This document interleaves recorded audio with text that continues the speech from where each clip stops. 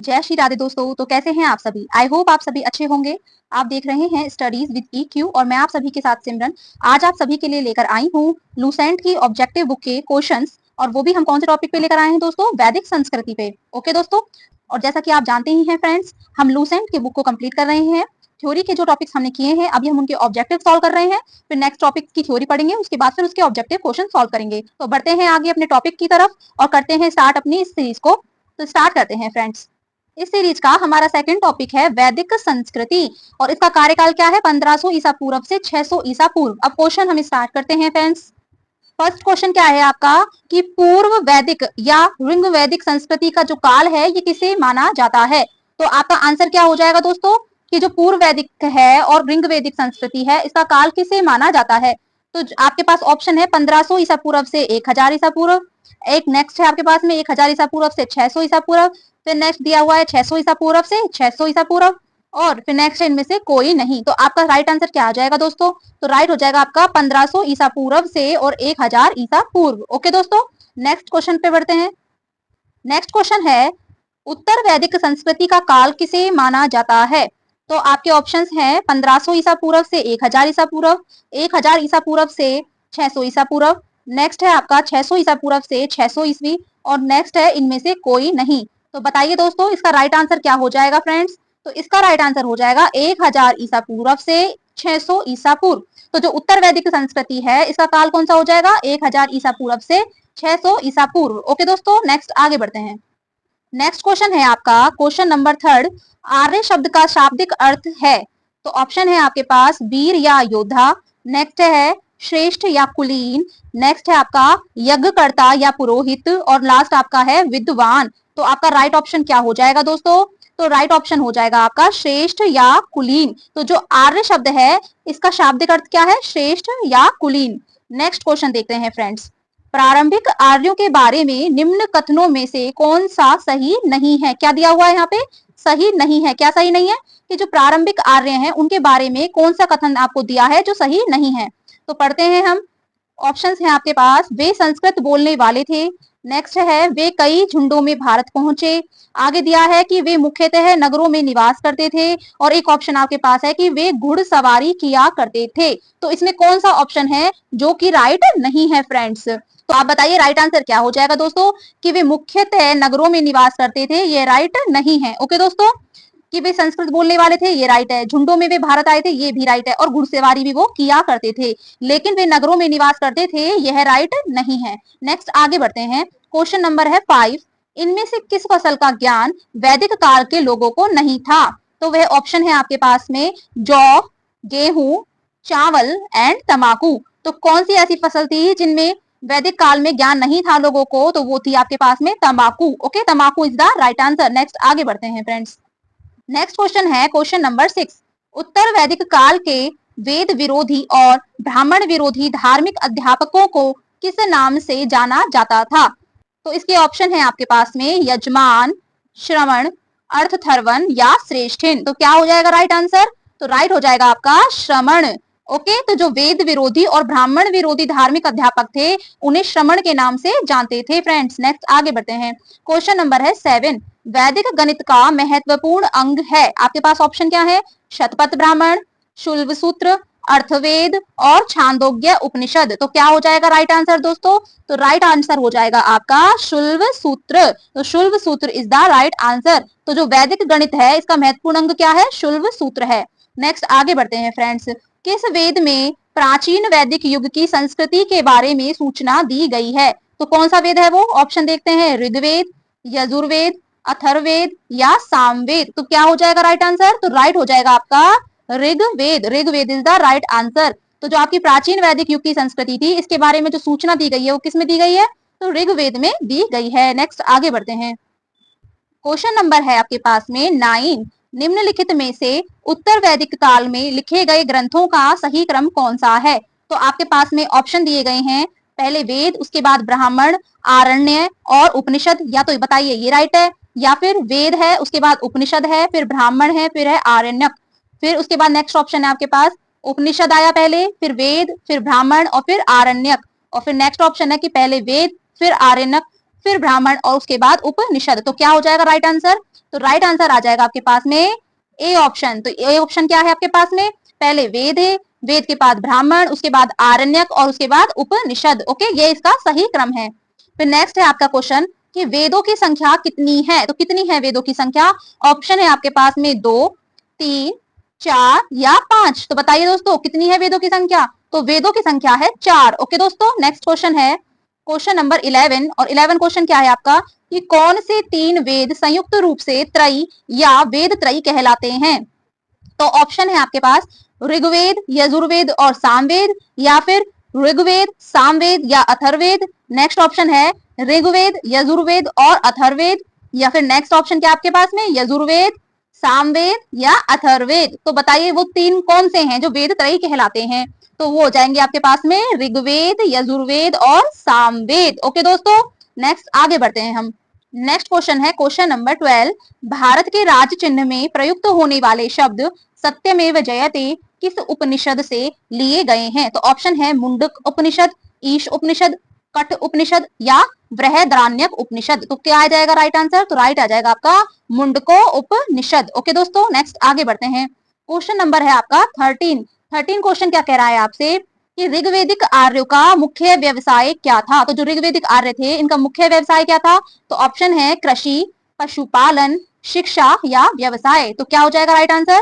Right हो जाएगा आपका पशुपालन। पशुपालन is the right answer. Next question है आपके पास में भारतीय संगीत का जो आदि ग्रंथ है वो किसे कहा जाता है?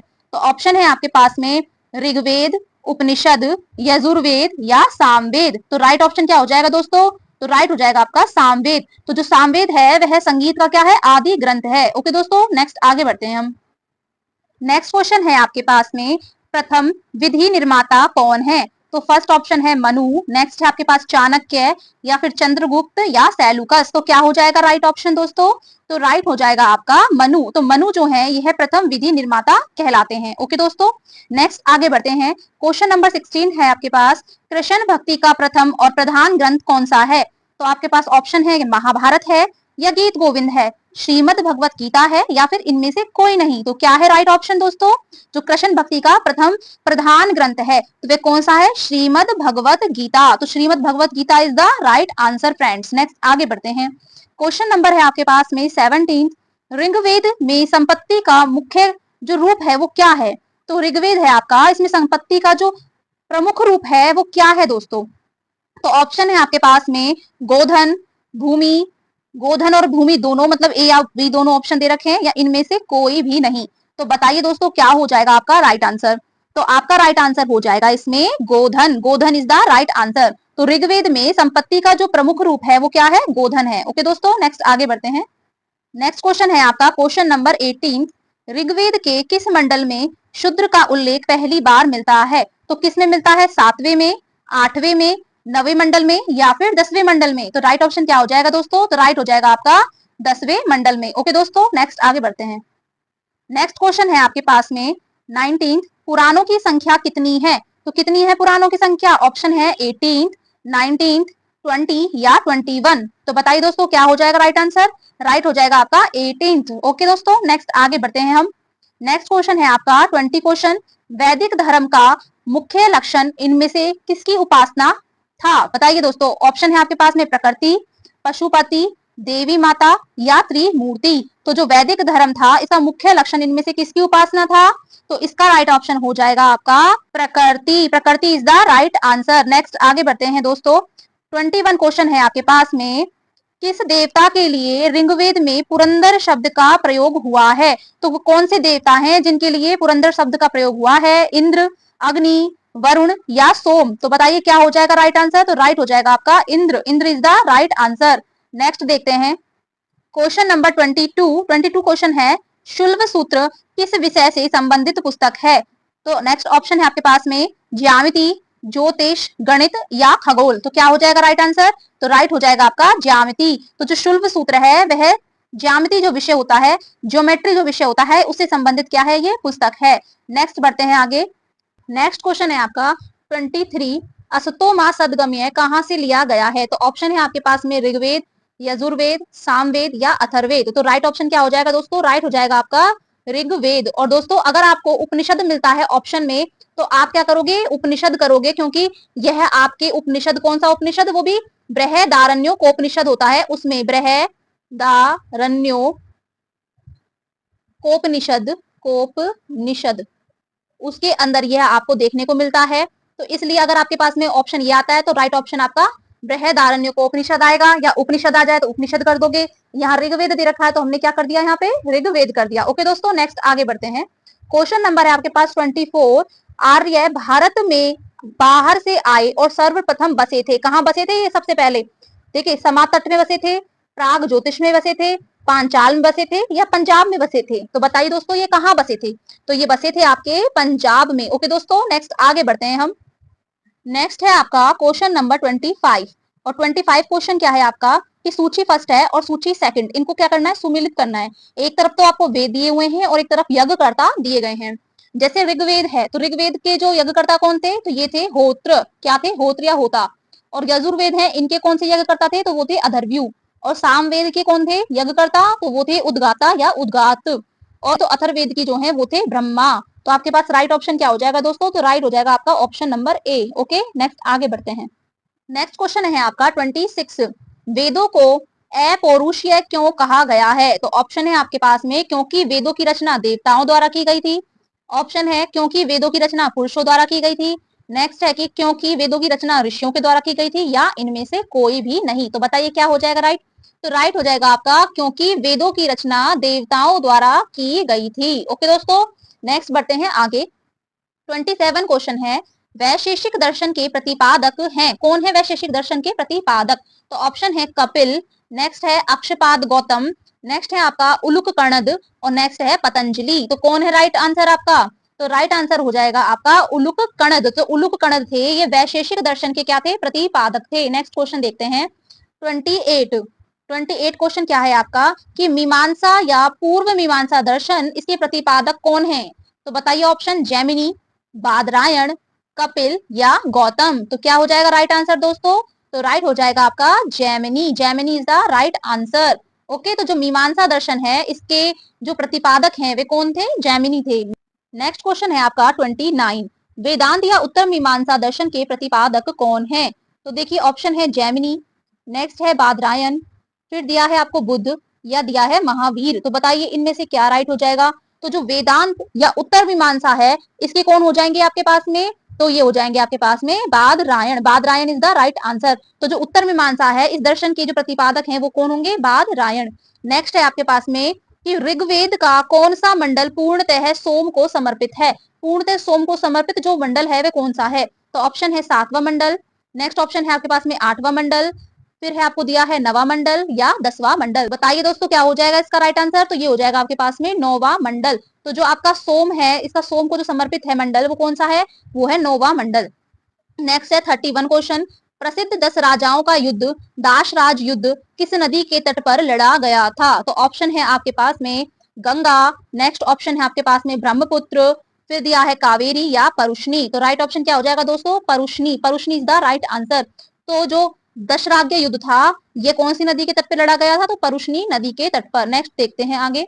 नेक्स्ट क्वेश्चन है आपका 32 क्वेश्चन, ये बोल रहा है कि धर्मशास्त्रों में भूराजस्व की दर क्या है? तो क्या है भूराजस्व की दर? ऑप्शन है 1/3, 1/4, 1/6 या 1/8। तो बताइए दोस्तों क्या होगा राइट आंसर? तो राइट हो जाएगा आपका 1/6। तो जो धर्म शास्त्र है उनमें भूराजस्व की दर क्या है, 1/6। नेक्स्ट क्वेश्चन है आपका 33। 800 ईसा पूर्व से 600 ईसा पूर्व का जो काल है ये किस युग से जुड़ा हुआ है? तो ऑप्शन है ब्राह्मण युग, नेक्स्ट है आपका सूत्र युग, या रामायण युग, या महाभारत युग। तो कौन से आ जाएगा आंसर आपका? तो ये हो जाएगा आपका ब्राह्मण युग। तो ब्राह्मण युग जो है ये 800 ईसा पूर्व से और 600 ईसा पूर्व का काल माना गया है। ठीक है, इस काल से जुड़ा हुआ है। नेक्स्ट देखते हैं आगे।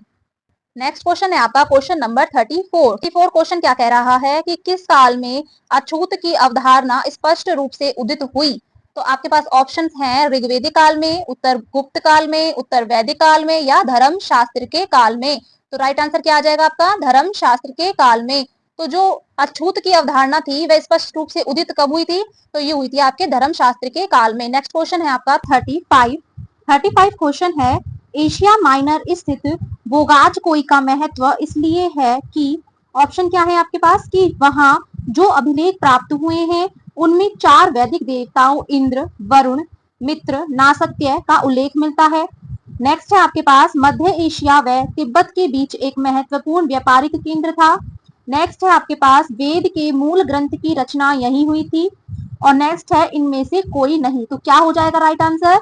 देखिए राइट आंसर हो जाएगा आपका कि वहां जो भी अभिलेख प्राप्त हुए थे वे 4 वैदिक देवताओं इंद्र, वरुण, मित्र और नासत्य का उसमें उल्लेख मिलता है। ओके दोस्तों, तो ये आपका राइट आंसर हो जाएगा कि एशिया माइनर स्थित जो बोगाजकोई है इसका महत्व किस लिए है? क्योंकि वहां पे 4 वैदिक देवताओं इंद्र, वरुण, मित्र, नासत्य का उल्लेख मिलता है। नेक्स्ट क्वेश्चन देखते हैं।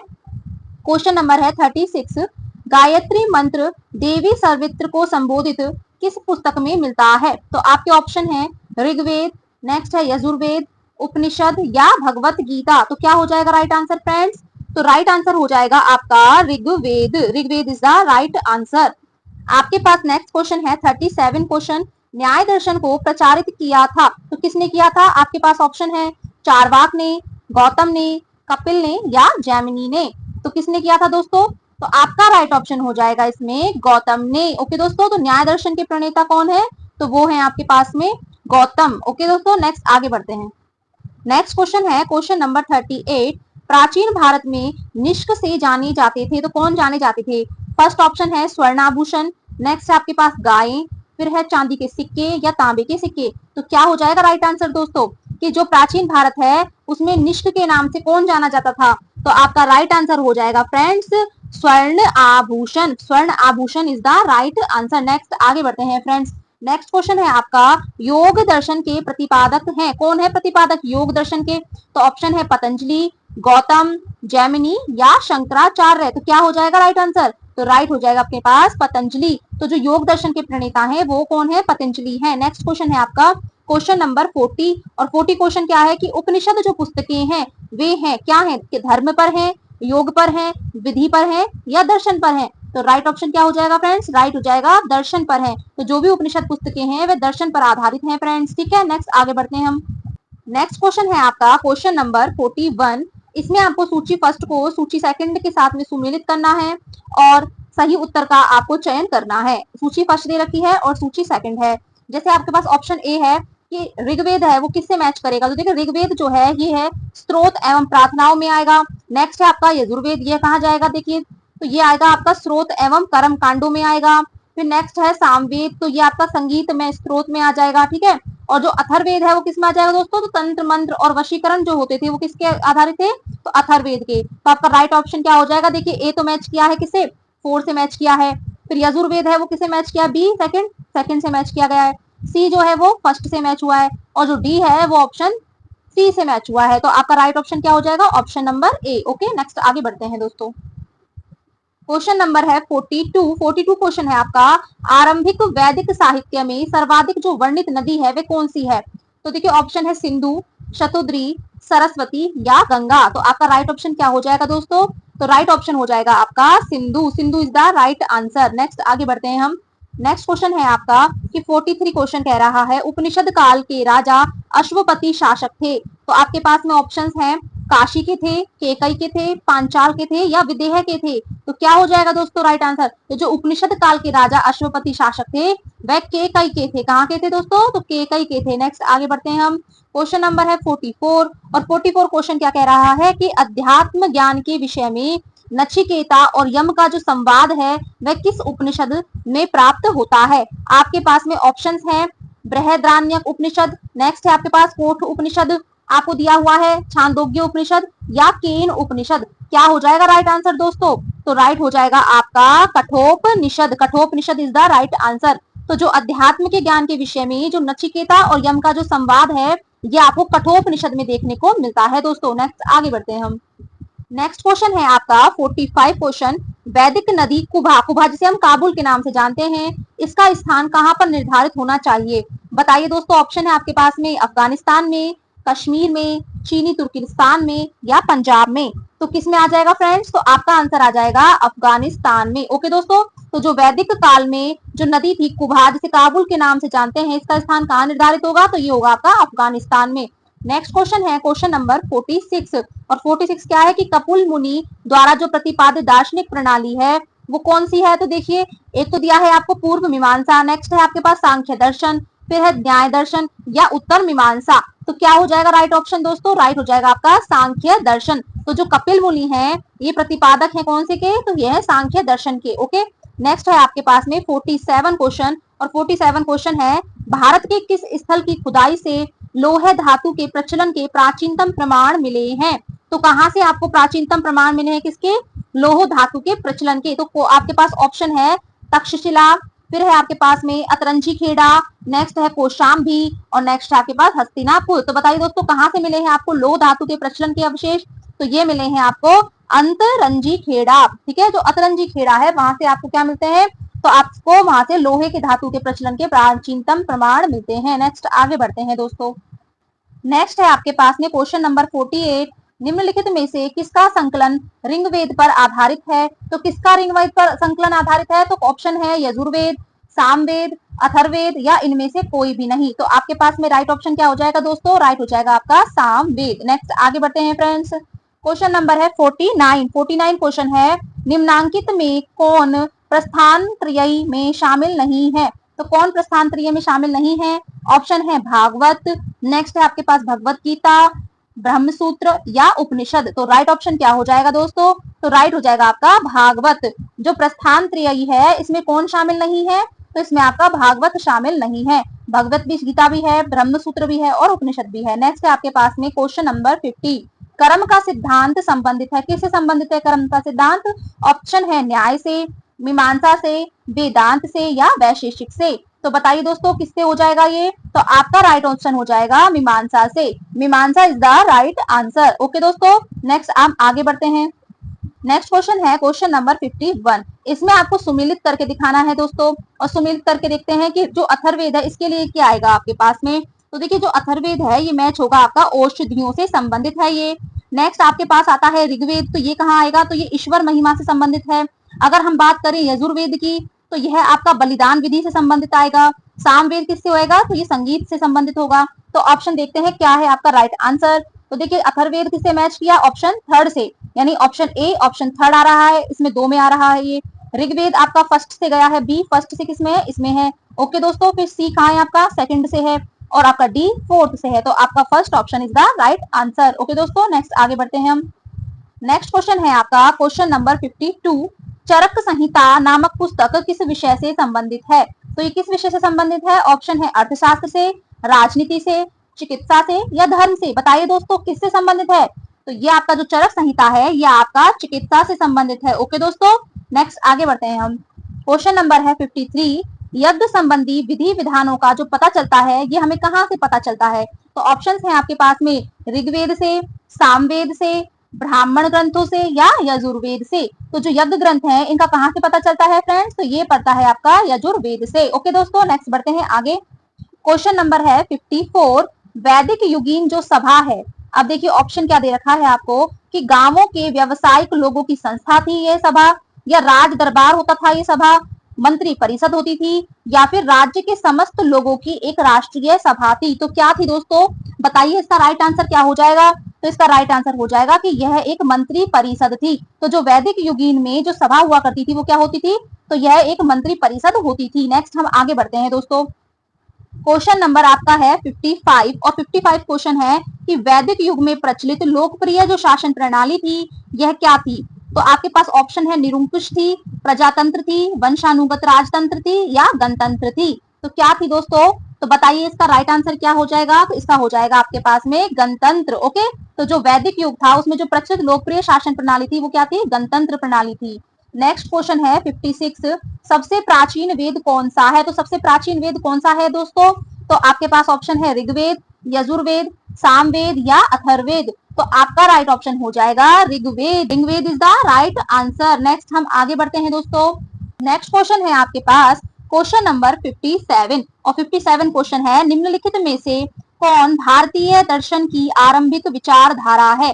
तो कौन सी भारतीय दर्शन की आरंभिक विचारधारा है, ऑप्शन है सांख्य, वैशेषिक, मीमांसा या योग। तो क्या हो जाएगा दोस्तों इसका राइट आंसर, तो इसका राइट आंसर हो जाएगा Sankhya. Sankhya is the right answer. Okay दोस्तों, नेक्स्ट बढ़ते हैं हम आगे और क्वेश्चन नंबर है आपके पास 58 और 58 क्वेश्चन क्या कह रहा है, सांख्य, योग, न्याय, वैशेषिक, मीमांसा एवं वेदांत इन 6 भिन्न भारतीय दर्शनों की स्पष्ट रूप से अभिव्यक्ति हुई है। वैदिक युग में हुई है, गुप्त युग में हुई है, कुषाण युग में हुई है या मौर्य युग में हुई है। तो बताइए दोस्तों किसमें इसकी अभिव्यक्ति हुई है, तो ये हो जाएगा आपका वैदिक युग में। तो जो आपके पास में सांख्य, योग, न्याय, वैशेषिक और मीमांसा एवं वेदांत है, तो इन 6 भिन्न भारतीय दर्शनों की जो स्पष्ट अभिव्यक्ति हुई है ये वैदिक युग में हुई है। ओके दोस्तों, नेक्स्ट आगे बढ़ते हैं हम। आपका क्वेश्चन है क्वेश्चन नंबर 59 और 59 क्वेश्चन है आपके पास, निम्नलिखित में से वह दस्तकारी कौन सी है जो आर्यों द्वारा व्यवहार में नहीं लाई गई थी। तो बताइए दोस्तों, क्या वो मृदभांड या पोट्री जिसे बोलते हैं ये थी, या बढ़ईगिरी थी जिसे काष्ठकारिता कहते हैं, आभूषण थे, या फिर लुहार जिसे लुहारगिरी कहते हैं वो था। तो बताइए दोस्तों कौन सा आर्यों के व्यवहार से जुड़ा हुआ नहीं था, तो वो था लुहारगिरी, यानी ये लुहार का काम नहीं करते थे, यानी आर्यों का जो व्यवहार था वो नहीं लाई गई थी। ये दस्तकारी कौन सी दस्तकारी, तो लुहारगिरी नहीं लाई गई थी। ओके दोस्तों, नेक्स्ट आगे बढ़ते हैं हम। क्वेश्चन नंबर है 60 और 60 क्वेश्चन में आपको सुमेलित करके दिखाना है। आपके पास एक सूची दे रखी है फर्स्ट और सूची सेकंड दी हुई है और इन्हें हमें मिलान करना है। उपवेद दिए हैं, उनसे संबंधित वेद दिए हुए हैं और इनको मिलान करना है। जैसे आयुर्वेद से संबंधित कौन सा था, तो आयुर्वेद से संबंधित था आपका ऋग्वेद। धनुर्वेद से संबंधित क्या था, यजुर्वेद। गंधर्व वेद से संबंधित क्या था, सामवेद। और जो शिल्प वेद या अर्थशास्त्र था इससे संबंधित था आपका अथर्ववेद। तो बताइए दोस्तों राइट ऑप्शन क्या हो जाएगा, देखिए 1, 2, 3 और 4 ये तीनों ही आ रहे हैं एबीसीडी में, तो ए आपका राइट आंसर हो जाएगा दोस्तों। नेक्स्ट आगे बढ़ते हैं हम।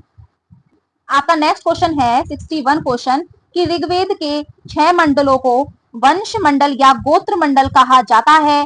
बताइए दोस्तों कि दूसरे से 7वें मंडल तक का, या फिर पहले से मंडल से और 6ठे मंडल तक को, या फिर तीसरे मंडल से 8वें मंडल तक को, या फिर चौथे मंडल से 9वें मंडल तक को। तो बताइए दोस्तों राइट ऑप्शन क्या हो जाएगा आपका, तो आपका राइट आंसर हो जाएगा फ्रेंड्स दूसरे मंडल से 7वें मंडल तक। ओके दोस्तों, तो नेक्स्ट हम बढ़ते हैं आगे।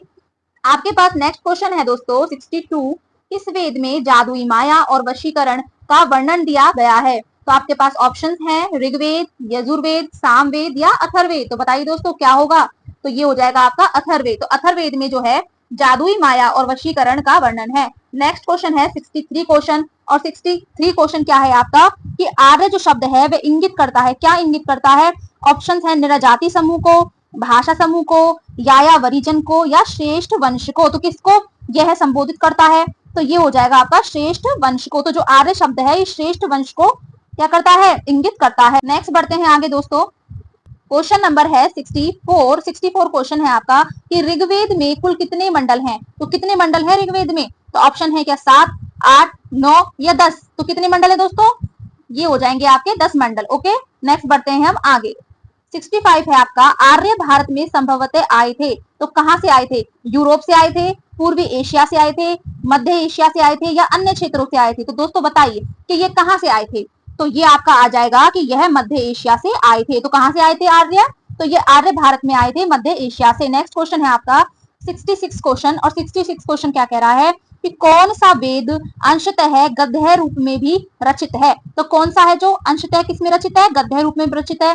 ऋग्वेद है, यजुर्वेद है, सामवेद है या अथर्ववेद है। तो क्या हो जाएगा दोस्तों, तो आपका राइट आंसर आ जाएगा यजुर्वेद। तो जो यजुर्वेद है वह आपका गद्य रूप में भी रचित है। नेक्स्ट क्वेश्चन है आपका क्वेश्चन नंबर 67 और 67 क्वेश्चन क्या कह रहा है दोस्तों, यह आपका बोलता है कि सभा और समिति प्रजापति की 2 पुत्रियां थी और इनका उल्लेख किस वेद में आपको मिलता है। तो कौन से वेद में मिलता है, ऑप्शंस हैं आपके पास ऋग्वेद में, सामवेद में, यजुर्वेद में या फिर अथर्ववेद में। तो किस में मिलता है दोस्तों, तो ये आपका आ जाएगा अथर्ववेद में। तो जो सभा और समिति थी प्रजापति की 2 पुत्रियां, इनका उल्लेख आपको किस में मिलता है, अथर्ववेद में मिलता है। नेक्स्ट हम बढ़ते हैं आगे।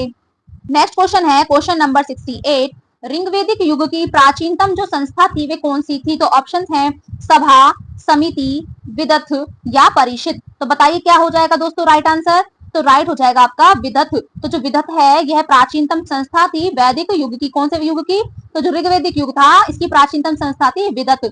नेक्स्ट है आपका 69 क्वेश्चन, ब्राह्मण ग्रंथों में सर्वाधिक जो प्राचीन है वे कौन है। तो आपके पास ऑप्शंस हैं ऐतरेय ब्राह्मण, फिर है शतपथ ब्राह्मण, पंचविश ब्राह्मण या गोपथ ब्राह्मण। तो क्या हो जाएगा दोस्तों राइट आंसर आपका, शतपथ ब्राह्मण, और Shatapatha Brahmana is the right answer दोस्तों।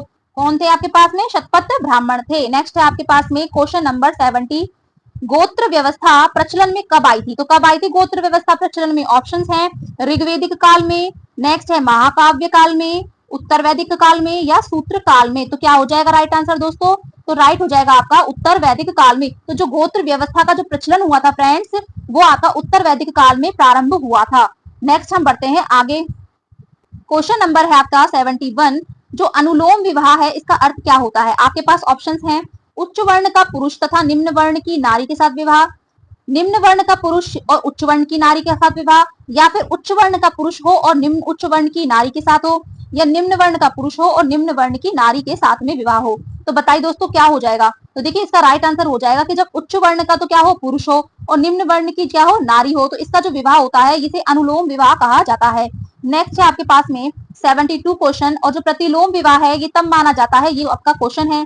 इसके ऑप्शंस हैं आपके पास में कि जब उच्च वर्ण का तो पुरुष हो और निम्न वर्ण की क्या हो नारी हो, अगर ये विवाह कर लेते हैं तो क्या ये प्रतिलोम विवाह है, या फिर जब उच्च वर्ण की तो नारी हो और निम्न वर्ण के पुरुष के साथ ये विवाह कर लेती है, क्या ये हो जाएगा, या फिर जब उच्च वर्ण का तो पुरुष हो और उच्च वर्ण की क्या हो नारी हो, अगर उससे विवाह करता है तो क्या वो प्रतिलोम होगा।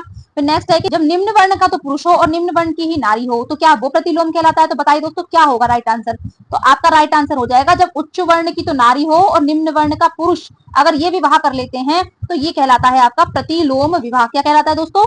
तो ये कहलाता है आपका प्रतिलोम विवाह। ओके, और जब उच्च वर्ण का ही पुरुष हो और निम्न वर्ण की क्या हो नारी हो, तो ये अनुलोम विवाह कहलाता है। नेक्स्ट क्वेश्चन आगे बढ़ते हैं हम। नेक्स्ट आपके पास 73 क्वेश्चन, और ये क्वेश्चन कह रहा है आपसे वैदिक युग में जो यव था, ये यव किसे कहा जाता था? तो बताइए किसे कहा जाता था? क्या गेहूं को, चावल को, जौ को, या इनमें से कोई भी नहीं? तो बताइए दोस्तों यव किसे कहते थे? तो यव बोलते थे हम जौ को। किसको कहते थे? जौ को। नेक्स्ट है आपके पास 74 क्वेश्चन, और 74 क्वेश्चन आपसे बोल रहा है कि जो व्रीहि था, व्रीहि शब्द था, ये किसके लिए प्रयुक्त हुआ है? चावल के लिए, गेहूं के लिए, जौ के लिए, या कपास के लिए? किसके लिए यूज हुआ है? तो जो व्रीहि है ये हम चावल को कहते थे फ्रेंड्स। किसको कहते हैं? चावल को। नेक्स्ट है आपका क्वेश्चन नंबर 75, और ये है अथर्व का जो अर्थ है वो क्या है? तो अथर्व का अर्थ बताना है। इसमें बताइए आप, ऑप्शंस हैं पवित्र जादू, यज्ञ, स्तुति, या दर्शन। तो क्या हो जाएगा राइट आंसर दोस्तों? तो राइट हो जाएगा आपका पवित्र जादू। तो जो पवित्र जादू था ये आपका क्या हो जाएगा? अथर्व का अर्थ हो जाएगा फ्रेंड्स। नेक्स्ट बढ़ते हैं हम आगे। नेक्स्ट है आपके पास में 76 क्वेश्चन, इसमें आपको सुमेलित करना है। जैसे आपके पास दिया है ए शिक्षा, और शिक्षा किससे आ जाएगा मैच? तो शिक्षा आ जाएगा आपका ध्वनि शास्त्र से। नेक्स्ट है आपके पास में बी, जो कल्प सूत्र है ये किससे मैच हो जाएगा? कर्मकांड से। ऑप्शन सी है आपके पास में निरुक्त, और निरुक्त किससे आ जाएगा?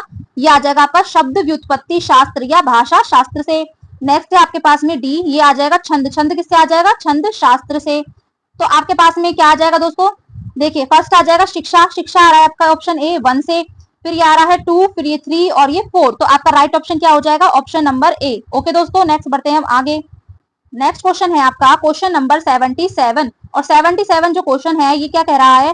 प्राचीनतम व्याकरण अष्टाध्यायी के जो रचनाकार हैं वे कौन हैं? तो आपके पास ऑप्शंस हैं गौतम, कपिल, पतंजलि, या पाणिनि। तो क्या हो जाएगा दोस्तों आपका राइट आंसर? तो जो आपका राइट आंसर हो जाएगा ये हो जाएगा फ्रेंड्स पाणिनि। तो जो पाणिनि है ये प्राचीन व्याकरण अष्टाध्यायी के क्या है? रचनाकार हैं। नेक्स्ट है आपका 78 क्वेश्चन, और 78 क्वेश्चन है कि निम्न में से कौन सी स्मृति सबसे प्राचीन बताई गई है? प्राचीनतम स्मृति कौन सी है? ऑप्शंस है मनुस्मृति, नारद स्मृति, याज्ञवल्क्यम स्मृति, या पाराशर स्मृति। तो बताइए दोस्तों क्या हो जाएगा राइट आंसर? राइट हो जाएगा आपका मनुस्मृति। तो कौन सी स्मृति प्राचीनतम है? मनुस्मृति प्राचीनतम है।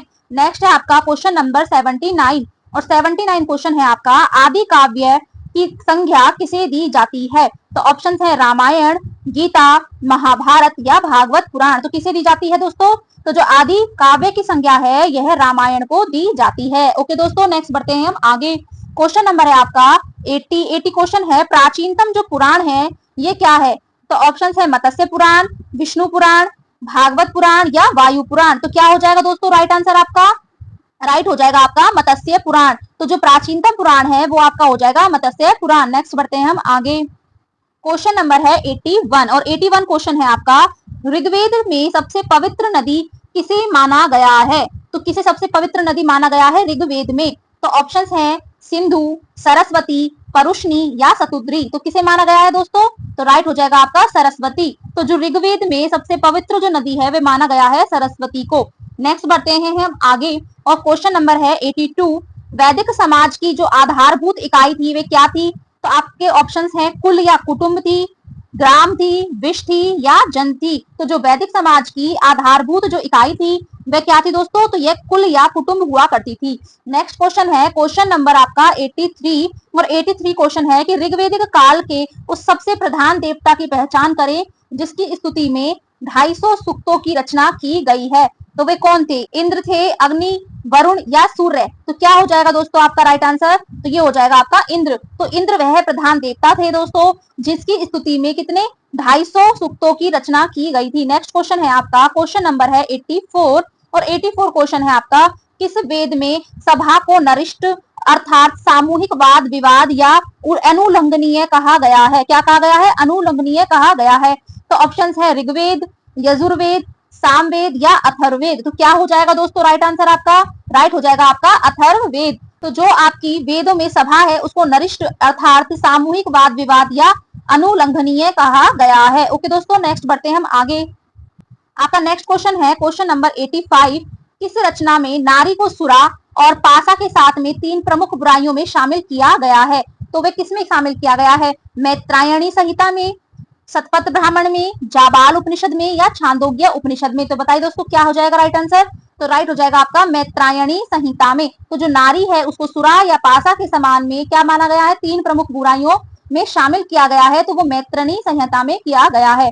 नेक्स्ट है आपका 86 क्वेश्चन और 86 क्वेश्चन है आपका कि उत्तर वैदिक काल में किस देवता को सर्वोच्च स्थान प्राप्त था? तो ऑप्शंस है प्रजापति, इंद्र, विष्णु या रुद्र। तो क्या हो जाएगा राइट आंसर आपका? राइट हो जाएगा प्रजापति। तो प्रजापति जो थे ये उत्तर वैदिक काल में ये सबसे सर्वोच्च स्थान प्राप्त देवता बन चुके थे। ओके दोस्तों, बढ़ते हैं हम आगे। नेक्स्ट क्वेश्चन है आपका क्वेश्चन नंबर 87। इसमें आपको सुमेलित करना है। क्या सुमेलित करना है? कि आप कुछ यज्ञ दिए हुए हैं। जैसे आपका फर्स्ट है आपका कि जो राजसूय यज्ञ था वो किससे संबंधित था? तो देखिए यह है आपका राजा के सिंहासन रोहन से संबंधित यज्ञ था। क्या था ये राजसूय यज्ञ?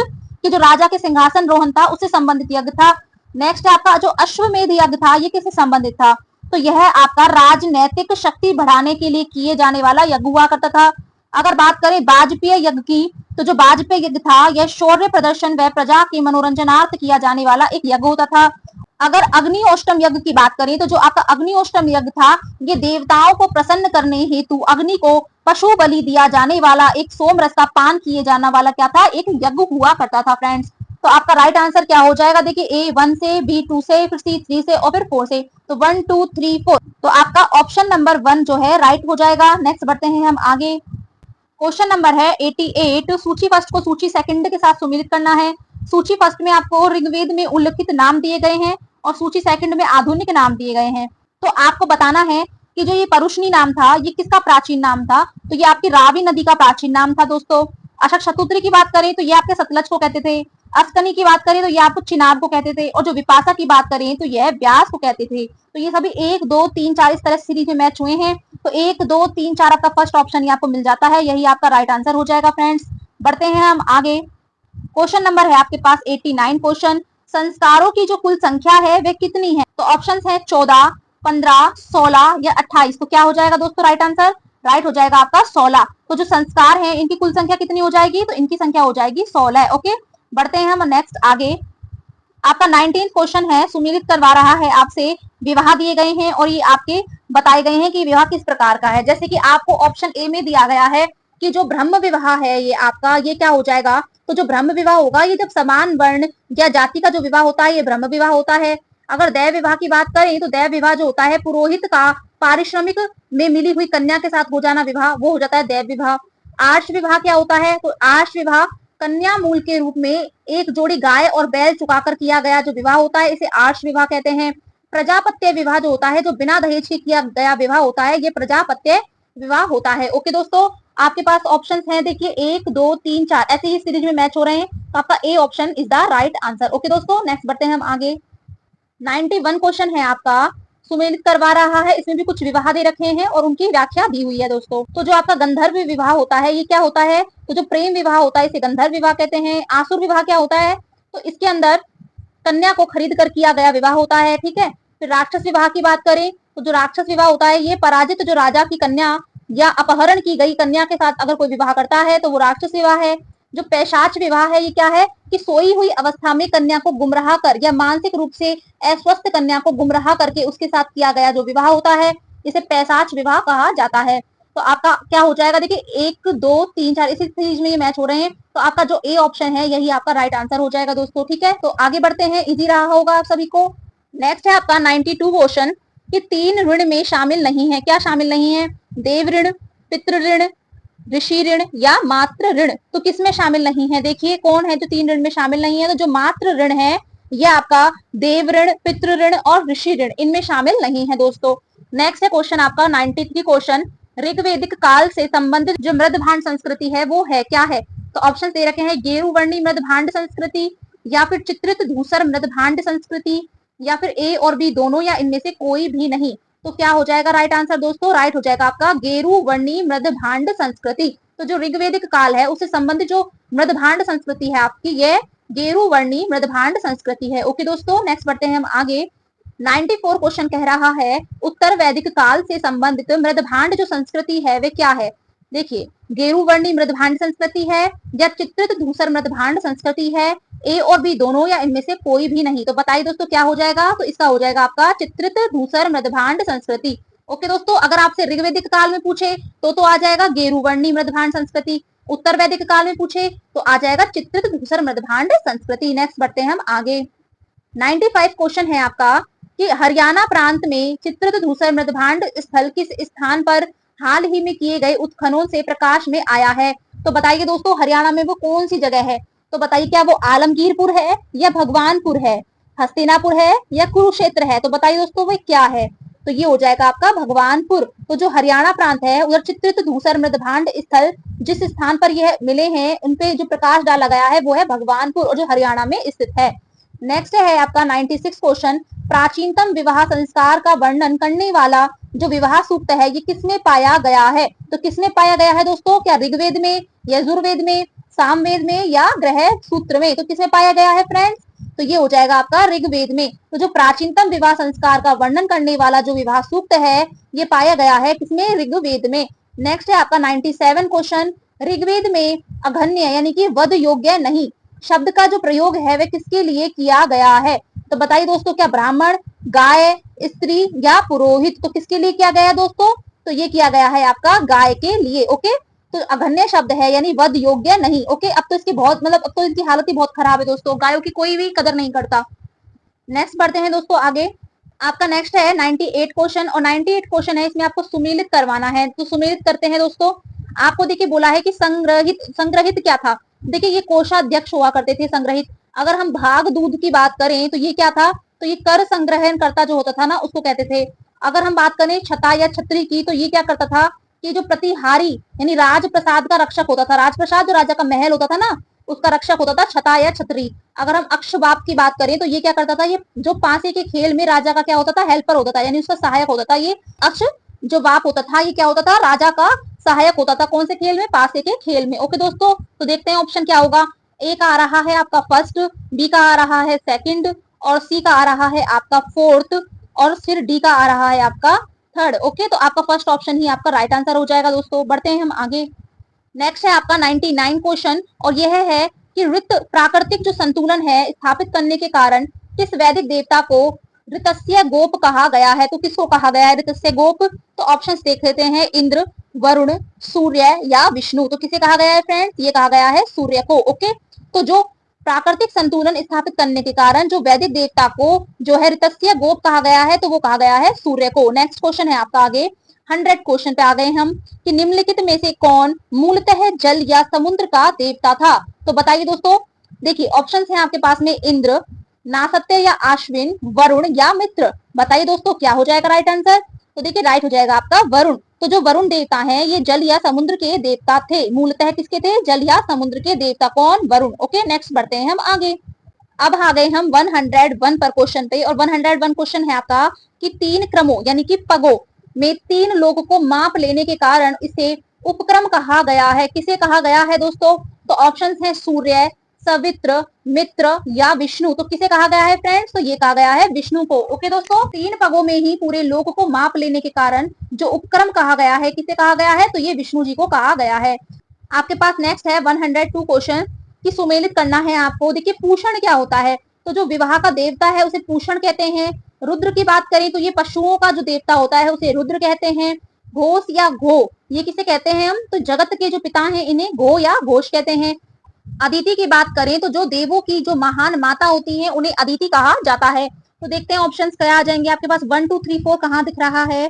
तो देखिए 1 2 3 और 4, ये आपका जो फर्स्ट ऑप्शन है यही आपको मिल जाता है। ओके दोस्तों, तो यही आपका क्या हो जाएगा? Right answer. बढ़ते हैं हम आगे।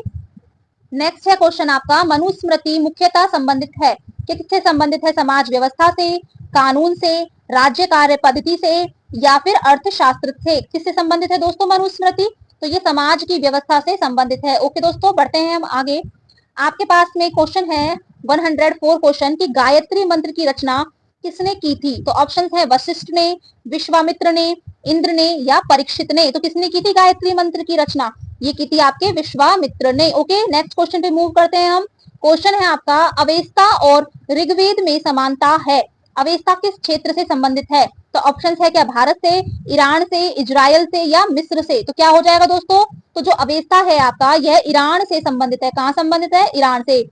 नेक्स्ट क्वेश्चन है आपका 106 क्वेश्चन, निम्नलिखित में से कौन सी एक ऋग्वेदिक आर्यों की लाक्षणिक विशेषता नहीं है? क्या नहीं है? तो ऋग्वेदिक आर्यों की लाक्षणिक विशेषता नहीं है। तो आपके पास ऑप्शंस हैं कि वे अश्वों, रथों और कांसे के उपयोग से परिचित थे, वे लोहे के उपयोग से परिचित थे, वे गो से परिचित थे जो कि संपत्ति का सर्वाधिक महत्वपूर्ण रूप थी, या फिर वे तार्म और आधुनिक हल फाल के उपयोग से परिचित थे। तो बताइए दोस्तों क्या हो जाएगा आपका राइट आंसर? देखिए दोस्तों, राइट हो जाएगा आपका कि वे लोहे और उसके उपयोग से परिचित थे। देखिए दोस्तों, ये पूछ रहा है आपसे कि जो ऋग्वेद में आर्य थे उनका लाक्षणिक विशेषता क्या नहीं थी। तो देखिए वे अश्वों, रथों और कांसे, इनका तो वे उपयोग से परिचित थे, आपने थ्योरी में पढ़ा था। और वे गो से भी परिचित थे और संपत्ति का सर्वाधिक महत्वपूर्ण रूप भी वे थी। वे तार्म और आधुनिक जो हलफाल होती थी उसका भी उपयोग से वे पूरी तरह से परिचित थे दोस्तों। और बात करते हैं हम अगर लोहे की, तो वे लोहे से परिचित नहीं थे। ओके, तो आप थ्योरी क्लास अगर आपने नहीं ली है तो उसे ले लेना, बहुत ज्यादा हेल्पफुल रहेगी वो आपके लिए। क्वेश्चंस भी आपको बहुत अच्छे से लर्न होंगे और साथ ही आपका एनालिसिस भी बहुत अच्छे से होगा दोस्तों। ठीक है, बढ़ते हैं हम आगे, नेक्स्ट क्वेश्चन पे मूव करते हैं हम। क्वेश्चन है आपका 107, ऋग्वेद में निम्नलिखित में से किन नदियों का उल्लेख अफगानिस्तान के साथ आर्यों के संबंधों का सूचक है? तो बताइए दोस्तों, ऑप्शंस है अस्किनी, नेक्स्ट है परुष्णी, कुबहा या कुम्र या विपाशा या सतुद्री। मतलब एक ऑप्शन में विपाशा सतुद्री है, एक में कुबहा कुम्र है, एक में अस्किनी है और एक में परुष्णी है। तो क्या हो जाएगा दोस्तों राइट? तो राइट हो जाएगा आपका कुबहा या कुब्र। यानी कि जो आपका ऋग्वेद में नदियों का उल्लेख है ये अफगानिस्तान के साथ जो आर्यों का संबंध सूचक है वो कुबहा और कुब्र है। नेक्स्ट बढ़ते हैं हम आगे। क्वेश्चन नंबर आ गए हैं हम 108 पर। और 108 क्वेश्चन क्या है आपका कि धर्म तथा वृत्त भारत की प्राचीन वैदिक संस्कृति के एक केंद्रीय विचार को चित्रित करते हैं और इस संदर्भ में निम्नलिखित कथनों पर विचार कीजिए। तो देखिए कथन क्या है आपके पास में कि जो धर्म व्यक्ति के दायित्वों एवं स्वयं तथा दूसरे के प्रति व्यक्तिगत कर्तव्यों की संकल्पना था, या और रित जो दे रखा है मूलभूत नैतिक विधान था जो कि सृष्टि और उसके अंतर्निहित सारे तत्वों के क्रियाकलापों को संचालित करता था। तो क्या हो जाएगा राइट आंसर आपका? देखिए इसमें क्या दे रखे हैं ऑप्शंस, एक तो केवल एक दे रखा है और केवल दो दे रखा है, एक और दो दोनों, या न तो एक और न तो दो। तो बताइए दोस्तों क्या हो जाएगा आपका राइट आंसर? तो देखिए जो धर्म था इसमें दायित्वों और स्वयं तथा दूसरों के प्रति जो व्यक्तिगत कर्तव्य है उनकी संकल्पना थी, ये राइट हो जाएगा।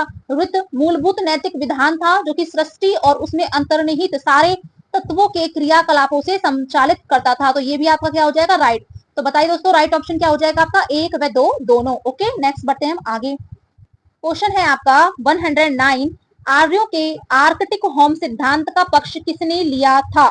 तो ऑप्शंस हैं आपके पास पार्टीजन ने, एसी दास ने, बीजी तिलक ने या जैकोबी ने। तो बताइए दोस्तों क्या हो जाएगा राइट आंसर? राइट हो जाएगा आपका बीजी तिलक ने। तो जो आर्य थे इनको आर्कटिक होम सिद्धांत का जो पक्ष है ये किसने लिया था? तो ये लिया था आपके बीजी तिलक ने। ओके, नेक्स्ट बढ़ते हैं हम आगे। क्वेश्चन नंबर है 110, सूची फर्स्ट को सूची सेकंड के साथ में आपको सुमेलित करके दिखाना है और सही आपके उत्तर का चयन देना है। आपको कुछ वैदिक नदियां दी गई हैं और उनके आधुनिक नाम आपको दिए गए हैं। जैसे कुबहा, कुबहा कौन सी है? आधुनिक काबुल के नाम से जानते हैं। परुष्णी जो है वो क्या आ जाएगा दोस्तों? तो ये आ जाएगा आपका रावी।